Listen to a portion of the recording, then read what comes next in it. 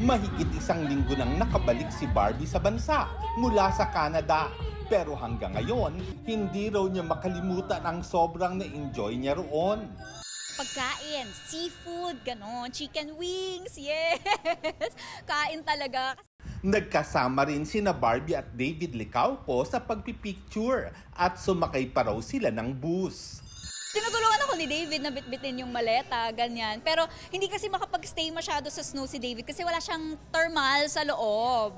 Oo, tas lumubog pa siya sa snow. So, kasi may part doon na puro snow. Tapos pag-apak niyang ganun, lumubog siya. Sa Canada pa lang, naikwento na raw sa kanya ni David na sasailalim siya sa medical procedure para sa kanyang sleep apnea.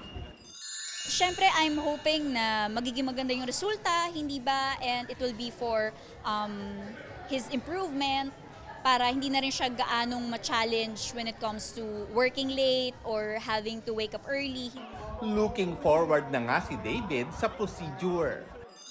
So I just can't wait for that day na mas maging okay ako dahil it's affecting my daily life, my mental health. So I just want to do it. I just want that to be over para to live my best life.